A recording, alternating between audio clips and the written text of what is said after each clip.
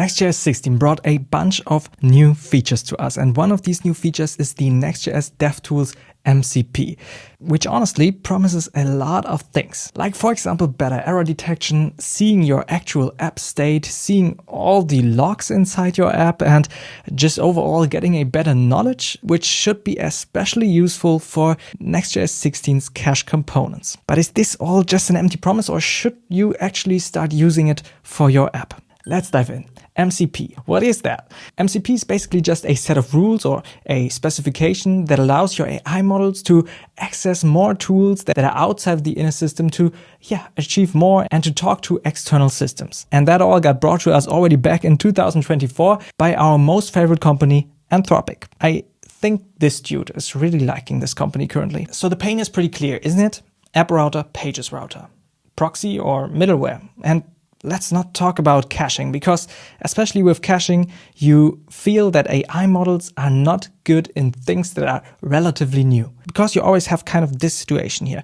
You have the training time, and then somewhere is the cutoff, and everything that happens after the cutoff is basically not in the knowledge of the AI model. So for example, middleware and Next.js get deprecated. It's now called proxy. That happened here. So any AI model which training time ends here with the cutoff basically has no idea what I'm talking about. You actually do feel that. If I ask a model, should I use next middleware.ts, it's basically just telling me when I should use it, but it's not telling me that I can't use it because it basically is deprecated. And that's what the Next.js DevTools MCP should usually solve, right? So to get started, open the editor of your choice. You can also use VS Code, IntelliJ, Anti-Gravity, Claude Code, T3 Code, Open Code. Yeah, there are a lot of solutions nowadays, and I think they all support MCP. So find where you configure MCP. For me, it's here under Tools and MCP, and here I see TestSprite, which is funny because they are the sponsor of today's video. Because I bet you know this feeling. You write your code, your whole web app, and forgot about one part, tests. Well, with TestSprite, you don't have to write any tests anymore because they are basically doing exactly that for you. So TestSprite writes your tests, executes them, maintains them, and all of that in an observable way. And that honestly makes it the best AI testing tool out there. And let me tell you guys, these dudes are shipping. And brand new is, for example, the web portal. So the observability gets so much better. You can really look into your tests and understand what's going on. You see the actual flow in there and everything that happens. So please don't make this mistake of ignoring tests. And if you don't, let's be honest, maintaining tests is also pretty painful. If you don't want this pain, visit testsprite.com via Toby, start for free, and thanks to TestSprite for sponsoring this video. So we're back in here. You basically just click new MCP server, and then you usually get into a file, mcp.json, where you configure these things. Here you already see I implemented the Next DevTools. That's how you get MCP into your system, and you just need to activate it. So now you see here 7 tools, 2 prompts, 17 resources, and a lot of stuff in here. Like, for example, tools to initialize the thing, to call specific Next.js related stuff, to understand cache components, or whole commands to enable cache components or upgrade your Next.js version, and a lot of knowledge in here.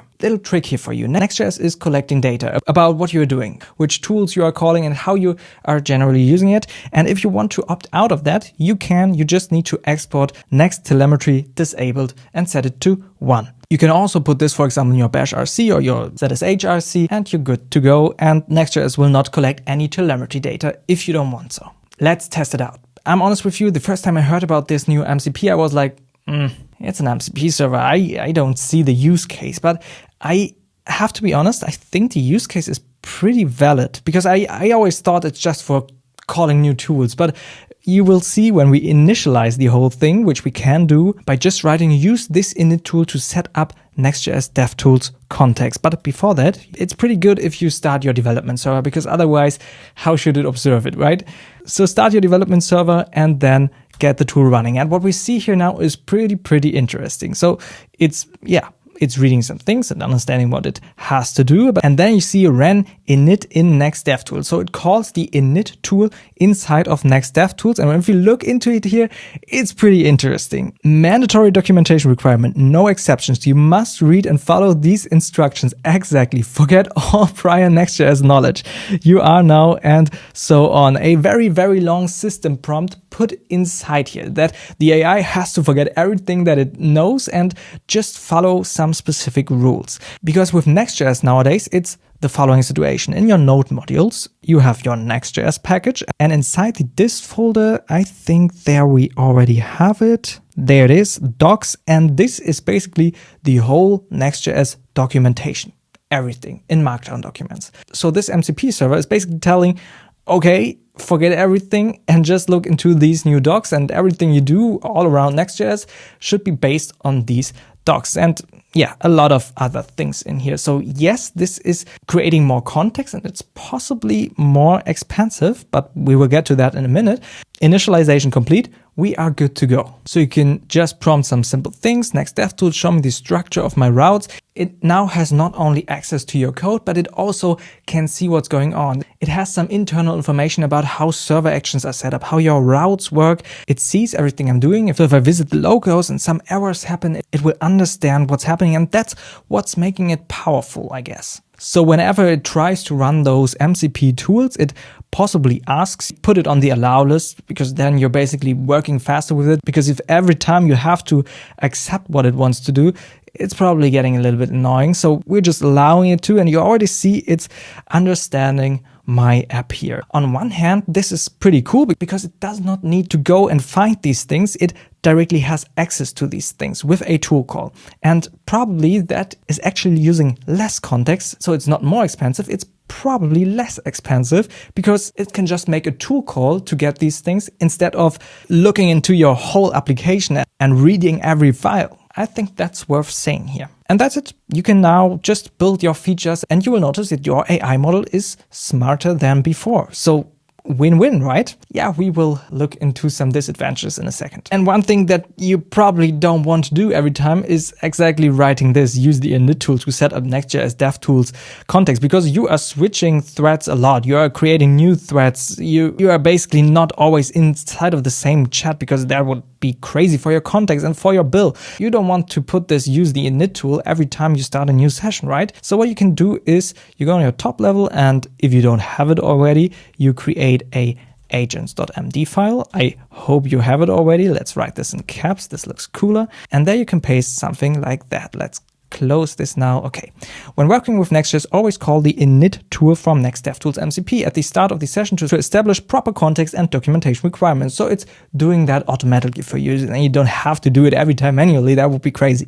So as I already said, I didn't notice any higher context usage because I think it's sometimes even using less. So what are the down parts? Why should you maybe not use the Next DevTools server, and should you at the end use it or not use it, you know? So let's look into this. You shouldn't use it because it's more expensive. Yeah, that's now counterintuitive, right? I just said it's not, but it depends on your use case, of course, because a MCP server is a hell for your context window. If you don't understand how MCP works, but it basically means it's calling a tool and sends the whole context back, and then you get it back into the context again, and you're basically just polluting the context with stuff. And it's pretty expensive because all we pay for is tokens, and MCP is really the master of using a lot of tokens. So, but as I already said, maybe also not, because you could also argue it's less expensive, as I already said. Yeah, that's the trade-off. That's the thing you have to try for yourself. And then we have one point here. It does not look really maintained currently, and I hate it when things are not looking maintained, because it gives me the feeling of nobody cares. Like if we look into this repository, we see 7 months ago, 5 months ago, 3 months ago. Okay, I'm scared that this is just never getting touched again because the community adoption was missing. Maybe it doesn't need that. That could be possible, and I think it's fine how it is currently. Then we have the clear point that you're giving the agents more. Traditionally, they only see the code. They don't see your routes. They don't see what's going on. They don't see your error codes. Okay, if you always pass them to the system, okay, yeah, then they know it, but that's not the case every time. And then we have the clearest point, which is the knowledge, because it basically says forget all you know and look into the docs, which is kind of useful, especially when working with new Next.js features. And we have time, and time will make it better, because this is a first step and there will be more and more Next.js observability integrated into that, at least if it's getting maintained. So yeah, I'm curious how the future will look. Let me know your opinion. Thanks to TestSpread again for sponsoring this video. And as always, have a great day. Bye bye.